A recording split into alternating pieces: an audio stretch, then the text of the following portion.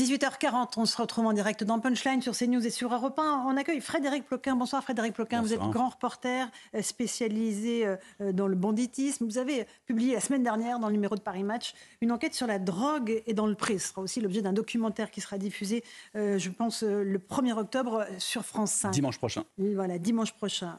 Paris Match, c'était la semaine dernière. La drogue et dans le pré, c'est en fait le constat que les narcotrafiquants se sont installés dans les zones rurales. Expliquez-nous comment ça se fait, Frédéric Ploquin. Ils ont trouvé là un nouveau marché, tout simplement?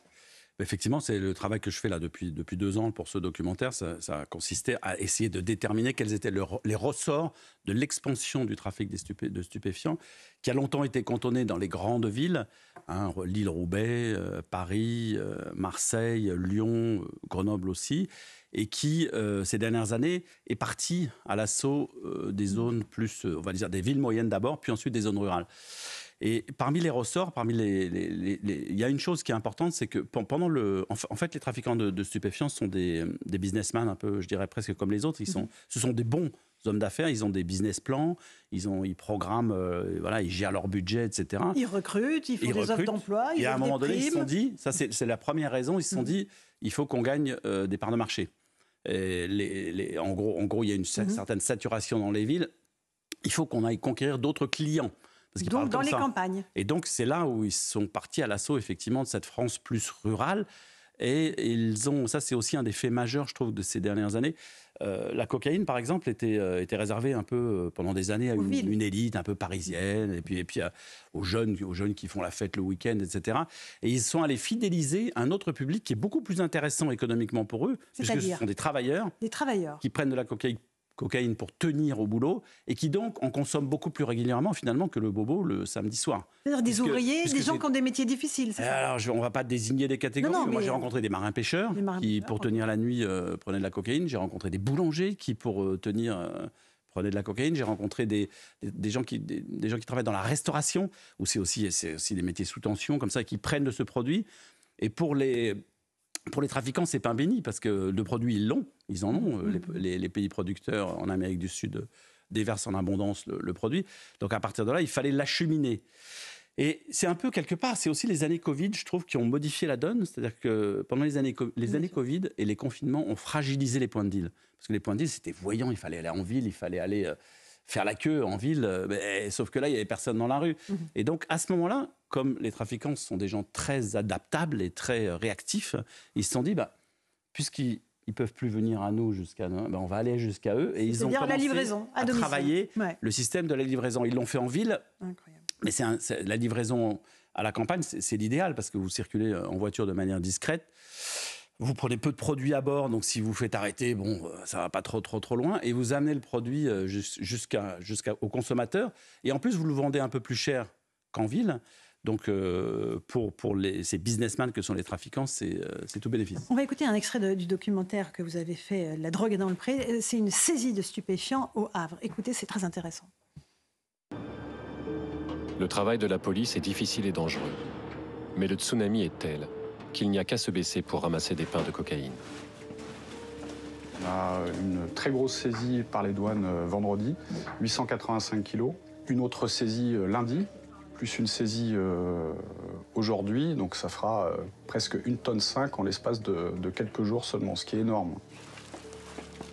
Voilà, il y a 30 pains à l'intérieur. Donc un pain, c'est environ 1 kilo à peu près. Et donc maintenant, on va les séparer, les compter. Ce qu'on voit, c'est des logos qui, en principe, correspondent au client. Voilà. Le client peut reconnaître sa marchandise. Il a commandé du Bugatti, il aura du Bugatti. Nous, notre travail derrière, c'est d'identifier les équipes qui ont procédé au déchargement de cette marchandise et puis aux équipes derrière qui, évidemment, commanditent, sont les clientes des organisations criminelles sud-américaines. Donc, c'est pas la fête. Voilà pour cet extrait de La drogue est dans le pré. Qui est-ce qui parle, là, Frédéric Ploquin? C'est le patron de la police judiciaire à Rouen, et donc qui gère le Havre notamment. Mais je voudrais dire aux téléspectateurs et aux auditeurs que nous ne sommes pas allés là-bas parce qu'il y avait eu cette saisie. Nous avons pris rendez-vous pour faire un reportage, pour faire un bout de ce film là-bas dans le port du Havre, qui est l'une des principales portes d'entrée de la cocaïne en France. Et ce jour-là, par hasard, plus que Marseille, au niveau de l'entrée. Et ce jour-là, par hasard, vous voyez, la veille, il y avait eu autant de kilos. L'avant-veille encore. Donc, c'est pas, voilà, c'est pas, on n'a pas choisi ce jour en fonction d'eux. On est arrivé comme ça. Et effectivement, ce que raconte le directeur de la police judiciaire localement, c'est qu'à un moment donné, les grandes organisations criminelles ont considéré que le port de Rotterdam était un peu saturé, peut-être il y avait un peu trop de contrôle. Ils ont basculé, c'est quelques kilomètres plus bas finalement, ils ont basculé sur le Havre, ils ont commencé à saturer. Et là, évidemment, ça crée, il y a des dommages collatéraux colossaux, vous ne pouvez pas imaginer, ça crée de la corruption. Ça fait basculer des dockers qui sont contraints d'une certaine manière à suivre les trafiquants de stupéfiants parce que sous la menace, ils craquent. Ou bien il y a ceux aussi qui sont attirés par l'appât du gain. Et donc il y a toute une ville qui se modifie, toute une économie locale qui se modifie à cause de l'arrivée massive de cette cocaïne. Est-ce qu'on n'est pas loin de devenir un narco-État? Je vous pose la question dans un instant, mais j'aimerais aussi qu'on écoute le témoignage d'une maman, la maman de Sokaina, cette jeune fille d'une vingtaine d'années qui révisait tranquillement dans sa chambre à Marseille et qui a été victime d'un règlement de compte entre dealers, de rafale de Kalachnikov. Sokaina, absolument. On va écouter sa maman parce qu'elle fait un constat et elle dit il n'y a plus d'État. Il n'y a plus d'État aujourd'hui. Qu'est-ce qui a remplacé l'État? Les dealers. On l'écoute. La France, c'est fini la France. C'est fini la France.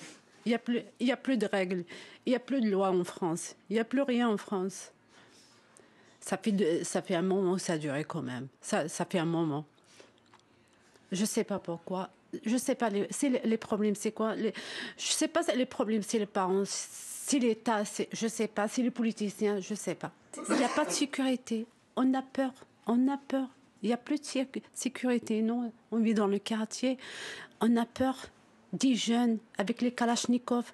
Voilà pour le témoignage de cette maman. Frédéric Ploquin, il n'y a plus de règles, il n'y a plus de loi dans notre pays. C'est la loi des dealers. Bon, là, on est à Marseille. Marseille, c'est le berceau du trafic international de stupéfiants, du trafic de stupéfiants en général.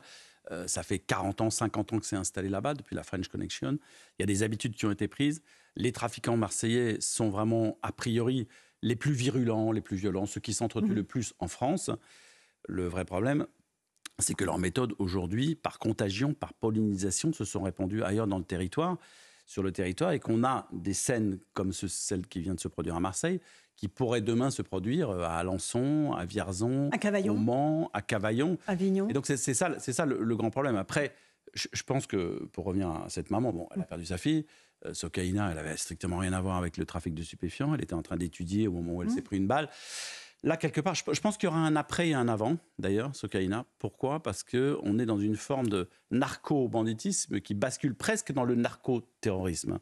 Dans la mesure où cette balle perdue tue quelqu'un qui n'a strictement... Voilà, c'est plus du règlement de compte entre trafiquants. C'est en gros, on arrose et c'est quasiment un acte de terrorisme. Et donc je pense qu'il y aura un après. Et donc, je comprends ce qu'elle dit. Après, dire qu'il n'y a pas d'État, bon, elle est sous la douleur d'une maman qui vient de perdre sa fille. Mais il y a une impuissance de l'État. Enfin, Frédéric Ploquin, on n'arrive pas à juguler les trafics, on n'arrive pas à stopper les livraisons, on n'arrive pas à stopper le cannabis qui arrive, on le sait, on le dit assez souvent, du Maroc, ni la cocaïne qui arrive d'Amérique du Sud. Disons que si vous regardez les saisies, ça monte sans arrêt. Donc, des saisies, on en fait énormément. En fait, on ne peut pas dire que l'État ne fait rien. On peut simplement dire que le pays est submergé et que pour l'instant, le trafic international de stupéfiants est relativement hors de contrôle.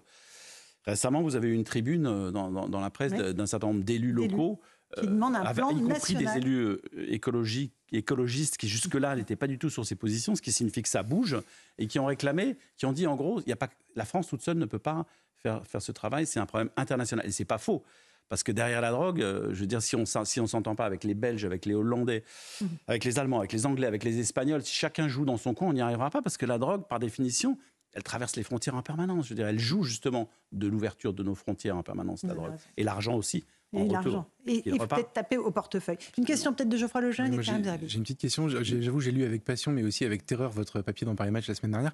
Je vais vous décrivez quand même une avancée, une pieuvre en fait qui avance et qui ne trouve quasiment rien sur son passage, malgré tout ce que vous venez de dire sur les saisies, etc. Et donc je vous repose la question de Laurence. Qu'est-ce qui différencie aujourd'hui la France d'un narco-État du coup? Alors, narco-État, est-ce qu'on... Disons que moi, j'ai beaucoup travaillé, par exemple, sur un département de la région parisienne, qui est la Seine-Saint-Denis. Et j'ai eu un certain nombre de policiers, de témoins, d'acteurs locaux de l'économie locale en Seine-Saint-Denis, qui ont utilisé ce mot et qui ont dit que la Seine-Saint-Denis était aujourd'hui devenue un narco-département, dans la mesure où, en gros, les espèces circulaient probablement plus que l'argent en carte ou en chèque, et qu'il y avait une espèce de... Voilà, ce département, en tout cas, était débordé par une économie souterraine qui avait pris le pas sur l'économie réelle. Ça, oui. À l'échelle de la France, on n'en est pas encore là. En revanche, aux Pays-Bas, on peut se poser la question. D'ailleurs, on a laissé... les Pays-Bas ont été assez permissifs au niveau de la consommation, mais le résultat... c'est qu'ils se retrouvent avec une des plus puissantes mafias européennes implantées sur leur territoire qui menacent directement la reine et également en Belgique, je le rappelle, où le ministre de la Justice a été ciblé justement par ces mafias de la drogue parce qu'à un moment donné, la police avait marqué des points, parce que c'est aussi ça. La police marque des points. Pourquoi est-ce que les mafieux hollandais et belges ont voulu s'en prendre comme ça à l'État ? C'est qu'ils ont été très ennuyés par une enquête qui a démarré en France, qui a permis de percer, et c'est là où on leur fait mal, les messageries cryptées sur lesquelles échangeaient les trafiquants de stupéfiants. Donc il y a eu un certain nombre d'affaires qui ont été réalisées quand même, un certain nombre de barons qui ont été arrêtés, et à partir de là, ils ont surréagi. Et menacer la France les dirigeants politiques. Disons que la France est menacée de corruption, oui, un jour peut-être. François Pupponi. Si on en est là, parce que c'est un sujet, quand j'étais maire de Sarcelles, que je connais, et je me posais la question, je demandais aux policiers, mais... Et certains en off me disaient, oui, mais c'est aussi lié à l'organisation de la PJ en charge de la lutte contre le trafic de stupéfiants, c'est qu'elle s'était plutôt focalisée sur les grandes prises, et que le petit trafic d'en bas, on le laissait faire, parce que ça arrangeait un peu tout le monde, puis c'était compliqué. Bon. Sauf que le petit trafic d'en bas, il a pris une telle ampleur qu'il a submergé tout le monde. Donc, est-ce qu'il n'y a pas aussi un problème d'organisation propre des services dédiés ? Parce que là, il faut changer de braquet, j'allais dire. Si on prend un peu de recul, jusqu'en 2000, la France était très en retard et négligeait ce sujet. Pourquoi ? Parce qu'il y avait des guerres intestines inouïes, aujourd'hui inadmissibles pour le public, entre les douanes et la police judiciaire, entre la police judiciaire et la gendarmerie, entre la police et la police judiciaire et la sécurité publique. Chacun travaillait dans son coin, chacun travaillait ses chiffres, chacun avait sa méthode. Il y a eu un moment, l'État, quand même, en 2020, après une décision de taper un peu du poing taper du poing sur la table en disant nous allons créer l'OFAST, l'office qui est justement là pour faire en sorte que tout le monde bosse ensemble. Donc déjà, on revient de loin. En 2020, jusqu'en 2020, on peut dire que les plus grands services de l'État ne bossaient pas forcément main dans la main. C'est-à-dire qu'ils ne croisaient pas les informations. Et c'était pire que ça. Ils se faisaient des croche-pieds, ils se faisaient la concurrence. Des tours.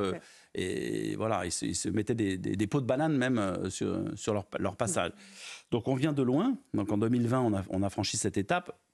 Maintenant, effectivement, vous avez raison. Pour le citoyen lambda, c'est plus important de voir ce que son propre quartier est en train de basculer, que son propre quartier est en train de... que l'espace public dans son quartier est en train de passer dans d'autres mains. C'est plus important que de savoir que les barons de la drogue sont installés à Dubaï. Mais je pense qu'on ne peut pas faire l'un sans l'autre et que la police, effectivement, si elle ne traite pas, doit donner une réponse au citoyen qui, dans son quartier, dit « mais moi, je me sens mal, la valeur de mon bien immobilier...